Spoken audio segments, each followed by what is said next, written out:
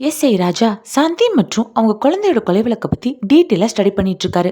அவர் முரளி கிட்ட ஒரு லிஸ்ட்டை கொடுத்துட்டு, நீ இந்த லிஸ்ட்டை எடுத்துட்டு நேராக கமிஷனர் ஆஃபீஸ் போ. அங்க இருக்க ரெக்கார்ட்ஸோட இந்த லிஸ்ட்ல இருக்க ரெக்கார்ட்ஸ் ஏதாவது மேட்ச் ஆச்சுன்னா அதை எடுத்துட்டு வா. நான் ஜிஹெச்க்கு போயிட்டு மார்ச்சரி ரெக்கார்ட் டீட்டெயில்ஸ் ஏதாவது கிடைக்குமான்னு பாக்குறேன் அப்படின்னு சொல்லிட்டு ஜிஹெச்க்கு போறாரு. அங்க ஜிஹெச்ல வேலை பார்த்துட்டு இருக்க ராஜாவுக்கு தெரிஞ்சாலு, சார் இப்போ ஹாஸ்பிட்டல்லாம் முன்ன மாதிரி இல்லை, நிறைய ரூல்ஸ் அண்ட் ரெகுலேஷன்ஸ் இருக்கு, நீங்க கேட்ட ஃபைல்ஸ்லாம் டக்குன்னு கிடைக்காது, ரொம்ப டைம் எடுக்கும் அப்படின்னு சொல்லிட்டு அங்கிருந்து போயிடுறாரு. அப்போ ராஜாவோட ஃப்ரெண்ட்ஸ் ஸ்வேதா அங்க வராங்க. அவங்க ரெண்டு பேரும் ரொம்ப வருஷத்துக்கு அப்புறம் மீட் பண்றதுனால கொஞ்சம் ஜாலியா விளையாண்டுட்டு இருக்காங்க. நீ இங்க என்ன பண்ணிட்டு இருக்க அப்படின்னு ராஜா ஸ்வேதாட்ட கேட்க, அதுக்கு ஸ்வேதா, நான் இப்பதான் இந்த மதுரை ஜிஹெச்க்கு டிரான்ஸ்ஃபர் ஆகி வந்திருக்கேன் அப்படின்னு சொல்லிட்டு, நீங்க என்ன பண்ணிட்டு இருக்க அப்படின்னு கேட்க, அதுக்கு ராஜா, ஒரு டீட்டெயில் வேணும்னு எடுக்க வந்தேன், ஆனா உங்க ஆளுங்க தரமாட்டாங்க அப்படின்னு சொல்ல, அதுக்கு ஸ்வேதா, அதான் நான் இருக்கேன்ல, நீ ஒன்றும் கவலைப்படாத, நான் உனக்கு தரேன் அப்படின்னு சொல்லிட்டு ராஜாவோட நம்பர் வாங்கிட்டு அங்கிருந்து போயிடுறாங்க. அடுத்த சீன்ல கான்ஸ்டபிள் ஜீவாவும் ஸ்பென்சியும் இளங்கோவோட கங்கா பசுவை தேடி அலைஞ்சிட்டு இருக்காங்க. அவங்களுக்கு பசு கிடைக்கவே இல்லை. அந்த பசுவை தேடுறேங்கிற சாக்குல ஜீவா ஸ்பென்சியை இம்ப்ரெஸ் பண்ண ட்ரை பண்ணிட்டு இருக்காரு. அவர் அங்க வயல்ல இருக்க பூவெல்லாம் பறிச்சு அதை ஒரு பொக்கே மாதிரி செஞ்சு ஸ்பென்சி கிட்ட கொடுத்து இம்ப்ரெஸ் பண்ண ட்ரை பண்றாரு. ஆனா ஸ்பென்சி அது எதுக்கும் மயங்கல. அடுத்து போலீஸ் ஸ்டேஷன்ல ராஜா சாந்தியோட போஸ்ட்மார்ட்டம் ரிப்போர்ட்டை டீட்டெயிலா பார்த்துட்டு முரளிக்கு எக்ஸ்பிளைன் பண்ணிட்டு இருக்காரு. கில்லர் லெஃப்ட் ஹேண்டை யூஸ் பண்ணி தான் கொலை பண்ணியிருக்கான். ஃபர்ஸ்ட் நெஞ்சில குத்தி இருக்கான், அப்புறம் கழுத்துல. அப்போதான் டெலிவரியான பொண்ணு, இப்படியே விட்டுருந்தாலே இறந்திருப்பாளே, அப்புறம் எதுக்கு அவன் முகத்தை அப்படி செதைக்கணும் அப்படின்னு கேட்டுட்டு, அவன் கொலை பண்றதுக்கு குஜராத் கட்ச் பகுதியில் யூஸ் பண்ற ஒரு பாரம்பரிய கத்தியை தான் யூஸ் பண்ணியிருக்கான். இந்த பழமையான கத்தியை யூஸ் பண்ணி அவன் ஏன் கொலை பண்ணணும்? இவன் என்ன மெத்தடை ஃபாலோ பண்ணிட்டு இருக்கான்? நீ கொண்டு வந்த ரெக்கார்ட்ல இதோட ஏதாவது மேட்ச் ஆகுதா அப்படின்னு கேட்கிறாரு. அதுக்கு முரளி, இல்ல சார், நான் கொண்டு வந்த ரெக்கார்ட்ல இருக்கவங்க யாரும் இவ்வளோ கொடூரமா கொலை பண்ணல, இவன் தான் ரொம்ப கொடூரமா பண்ணியிருக்கான் அப்படின்னு சொல்லிட்டு இருக்காரு. இப்படி இவங்க ரெண்டு பேரும் பேசிட்டு இருக்கப்போ அங்க உள்ள வாவர் வராரு. இவங்க இப்படி கேஸை பத்தி டீட்டெயிலா அனாலிசிஸ் பண்ணிட்டு இருக்கனால அங்க இருக்க பொருள் எல்லாம் அப்படி இப்படின்னு கலைஞ்சிருக்கு. அதை பார்த்துட்டு வாவர், இது என்ன போலீஸ் ஸ்டேஷனா இல்ல குப்பமேடா, ஏன் இப்படி பொருள் எல்லாம் போட்டு வச்சிருக்கீங்க அப்படின்னு சொல்லிட்டு, கேஸ் என்னாச்சு, குற்றவாளியை கண்டுபிடிச்சிட்டீங்களான்னு கேட்க, அதுக்கு ராஜா, ஏன் சார் இவ்வளவு அவசரப்படுறீங்க, இப்பதானே கேஸ் எங்ககிட்ட கொடுத்துருக்கீங்க, கல்யாணம் ஆன உடனே குழந்தைய எக்ஸ்பெக்ட் பண்ண எப்படி, அதுக்கு கொஞ்சம் டைம் கொடுக்கணும்ல, கண்டுபிடிச்சிருவோம் சார், வெயிட் பண்ணுங்கன்னு சொல்லிட்டு ஃபர்ஸ்ட் ரூம்குள்ள வரப்ப கதவை தட்டிட்டு தான் வரணும், அதுதான் மேனஸ், உங்களுக்கு யாரும் சொல்லி தரலையான்னு கேட்க, அதுக்கு வாவர், யாரும் எனக்கு மேனஸை பத்திலாம் கிளாஸ் எடுக்க வேணும்னு ராஜா கிட்ட சொல்லிட்டு, முரளி கிட்ட இன்னைக்கு என்னெல்லாம் பண்ணீங்க, கேஸோட அப்டேட் என்னங்கிறத ஈவினிங் எனக்கு ரிப்போர்ட் பண்ணிட்டு போகணும்னு சொல்லிட்டு அங்கிருந்து போயிடுறாரு. அடுத்த சீன்ல சத்யா ஈவினிங் ஸ்கூல் விட்டு வந்ததும் அவளோட ஃப்ரெண்டு வீட்டுல வீடியோ கேம் விளையாண்டுட்டு இருக்கா. நிலா ஆபீஸ்ல இருந்து வர வரைக்கும் சத்யா பக்கத்துல இருக்க அவளோட ஃப்ரெண்ட் வீட்டுல தான் இருப்பா. அவங்க அம்மா தான் சத்யாவை பாத்துக்கிறாங்க.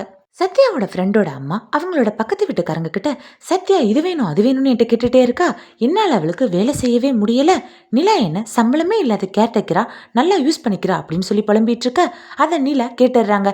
இதனால மனசு கஷ்டப்பட்ட நிலா கோவமா சத்யாவை அங்கிருந்து கூப்பிட்டுட்டு அந்த லேடி கிட்ட, இனிமே சத்யா இங்க வரமாட்டா, இது என்னோட தப்பு தான், என்னை மன்னிச்சிருங்க, இனிமே சத்யா உங்களை தொந்தரவு பண்ண மாட்டா அப்படின்னு சொல்லிட்டு அங்கிருந்து போயிடுறாங்க. வீட்டுக்கு போனதும் சத்யா நிலா கிட்ட, என் ஃப்ரெண்ட் முன்னாடி ஏமா இப்படி பிஹேவ் பண்ண, நான் எப்படி நாளைக்கு அவளை ஃபேஸ் பண்ணுவேன் அப்படின்னு சொல்லி கேட்க, நிலா அதுக்கு, நீ என்னோட கஷ்டத்தை புரிஞ்சுக்க மாட்டியான்னு கேட்க, சத்யா, எனக்கும் கஷ்டம் இருக்குமா, நீ என்னோட வயசுல இருக்கப்ப என்ன பண்ணிட்டு இருந்த, உன் அப்பா கூட தானே இருந்த, என் அப்பா யாரு, இது வரைக்கும் என் அப்பா யாருன்னு என்கிட்ட காட்டியிருக்கியா அப்படின்னு கேட்டுட்டு கோவமா அங்கிருந்து போயிடுறா.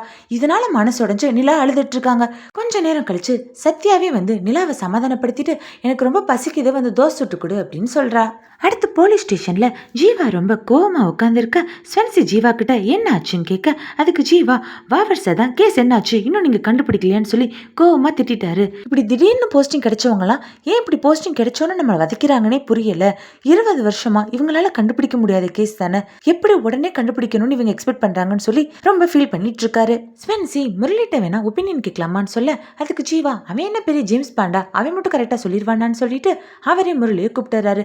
ஸ்வென்சி முரளி கிட்ட டீட்டெயிலா எக்ஸ்பிளைன் பண்ண, அதுக்கு முரளி, பொங்கல் அன்னைக்கு திருட்டு போயிருக்குன்னு சொல்லியிருக்கீங்க, ஊருக்குள்ள காப்பு கட்டியிருப்பாங்க, அப்ப கண்டிப்பா வெளியூர்காரன் வந்து திருடி இருக்க வாய்ப்பே இல்ல, உள்ளூர்காரன் தான் திருடி இருப்பான்னு சொல்ல, அதுக்கு ஜீவா, இல்லையே, அவர் ஒரு ஹிந்திக்காரன் தான், வந்து வண்டியில இடிச்சு பிரச்சனை பண்ணான்லாம் சொன்னாரே அப்படின்னு சொல்ல, அப்பதான் முரளிக்கு ஒருவேளை இவன் தான் அந்த கொலகாரனா இருக்குமோ அப்படின்னு ஸ்ட்ரைக் ஆகுது. முரளிக்கு இப்பதான் ஸ்ட்ரைக் ஆகுது, ஆனா நமக்கு முன்னாடியே ஸ்ட்ரைக் ஆயிருச்சு. முரளி ஜீவா கிட்ட, அவருக்கு இன்னமும் அந்த ஆளோட மூஞ்சி ஞாபகம் இருக்கான்னு கேட்க, ஜீவா இருக்குன்னு தான் சொன்னாருன்னு சொன்ன உடனே முரளி அங்கிருந்து வேகமா ராஜா கிட்ட ஓடி, சார் நம்ம கேஸை பத்தி ஒரு லீட் கிடைச்சிருக்கு, வெயிட் பண்ணுங்க, நான் இப்பவே ஸ்கெட்ச் ஆர்டிஸ்ட கூட்டிட்டு வந்துடுறேன்னு சொல்லிட்டு ஒரு ஸ்கெட்ச் ஸ்கெட்ச் ஆர்டிஸ்ட வர சொல்றாங்க.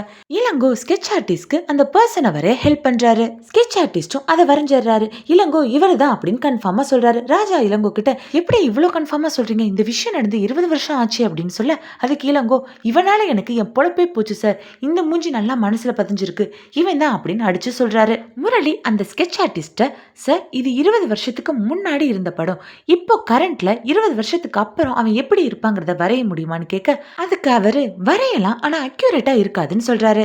உடனே ராஜா அவர் வரைஞ்சு கொடுத்த அந்த படத்தை போட்டோ எடுத்து ஏஐ மூலியமா அந்த பர்சனோட போட்டோவை எடுத்துறாரு. அதை அவரு அங்க இருக்கவங்க கிட்ட காட்ட, அதை பார்த்துட்டு ஜீவா, சார் இவன் தான் அந்த மாடு திருடனா அப்படின்னு கேட்க, முரளி ஜீவா கிட்ட இவன் தான் கொலகாரன்னு சிரிச்சுட்டே சொல்றாரு. ஜீவாக்கு என்ன நடக்குதுன்னே புரியல.